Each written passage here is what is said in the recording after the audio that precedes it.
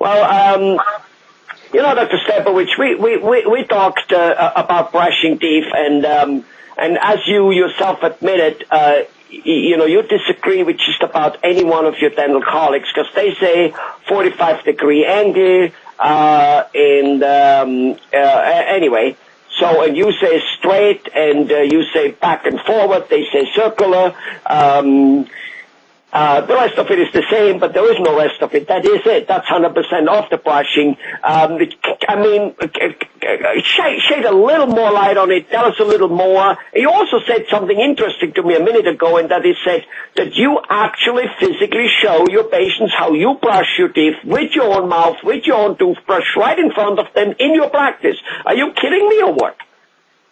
No, I'm telling them to do that, and I'm also telling them that if they bleed when they're brushing, they continue to do that, they'll take 15 years off their life. Oh, I thought you give them house arrest on the weekend. Well, if this coming generation is going to live to be 100 years old, they're all going to. If you're bleeding, you're not going to reach 85. So, because today, dentists, that we show that any kind of inflammation that you have in your body, it bothers your heart, your arteries and veins, and your circulatory system.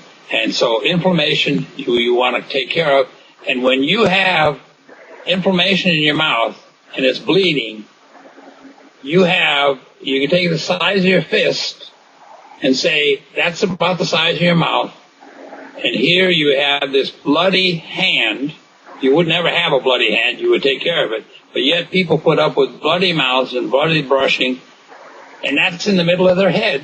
And those toxins from that infection that's in their mouth that travel all over their body and damage their kidneys and their liver and their spleen and the hearts and lungs and brain and eyes and everything, and they just deprive themselves of good health by not taking care of their mouths. So I show them how to brush. Yeah, and since you brought up a slightly different topic, well, not different, but like so related to brushing and about the infection in the mouth, you said that like the average gum disease infection is about the fist or the palm of your hand, and nobody would run around with that much infection, yellow, ugly pus coming out of your hand or feet or wherever. You would go to a doctor right away, but you don't do it in the mouth. And yet, from what I understand, the mouth is the gateway to the blood vessels. Because if you have a medical condition, the doctor tells you, here, take that pill, put it under the tongue so it goes into your blood right away. Right? That's right. There are many medications that are like that, and the most popular is nitroglycerin. Right.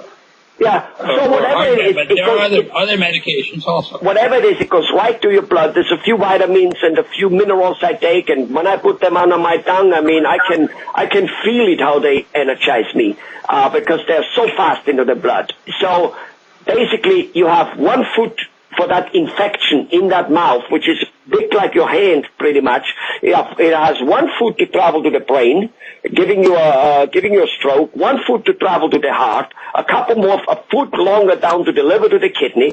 And is it true that there are, with no doubt, many pregnant women who have babies which are underweight, premature, and completely linked to gum disease? Because an infection, it doesn't matter whether it occurs in the lungs, in the brain, in your hand, it's an infection and it poisons your blood. And if it's at the gateway of your blood vessels, it just does it a little faster, I think. So is it true that babies getting born deficient in some way? Well, when a woman becomes pregnant, she develops for the fetus that's growing inside her womb a organ that is only there to grow a child, and it's called the corpus luteum. And the corpus luteum produces hormones that travel all over the body. And if a woman doesn't take care of her mouth well, these hormones cause the gum tissues to really be swollen and get infected. And there is a condition known as pregnancy ulcers in the mouth. And they occur when a woman's pregnant because of these hormones that are running around. So in our system and all around our cells, and particularly in the mouth, if you don't keep it clean, the mouth really gets into trouble.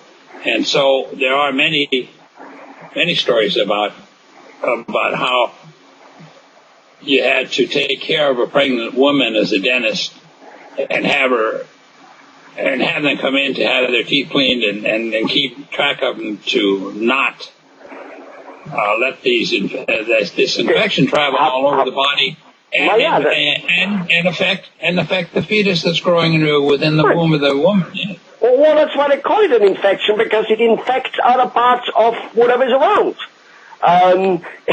In California, where you also live, and so do I, I'm a little more south, so I'm better off than you. Okay. There was even a stillborn baby where they found gum disease infection in the placenta of the mom. Now that's a severe incident, but if something like that can happen here and there, if babies can be premature born and other problems can happen, what about the normal everyday immune system for the flu and for that? How much must it affect that? The fatigue, I think the medical profession is talking a lot about what we're talking about here, about what we need to do to get mothers to have a healthy mouth during their 9 months or so.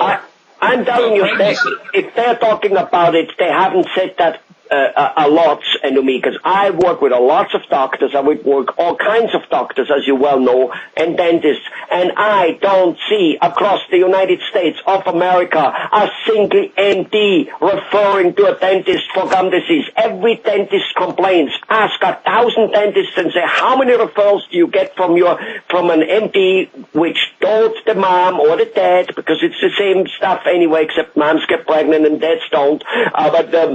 How many of them tell their patients, go to a dentist, your mouth is having a problem, and because of it you possibly may be fatigued, you may get fibromyalgia, you may have all those things, you might infect your kidneys, and there's nothing I can do if you don't take care of that one infection, because it's an infection and only a dentist can take care of it. I haven't seen it happening.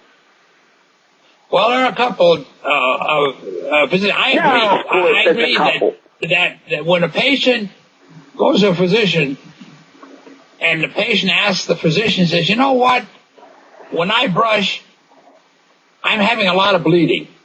And the standard answer from the physician is, that's okay, everybody does. And that's the answer.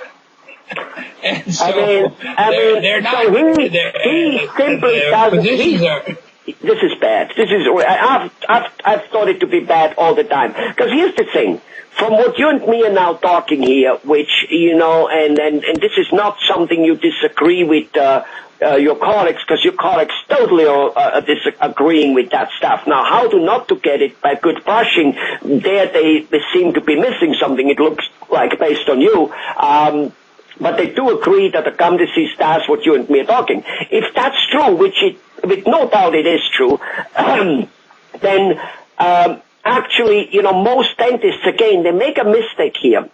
When they talk to the patients about gum disease, not all, but majorly, they talk to them about the tooth loss, which is bad and costs money and all that type of stuff to replace it, and you put a foreign object in it, as we talked about, you know what I mean, instead of straightening out your own teeth, all that stuff. That it's all bad. But the fact is that dentists do good crowns, bridges, good implants.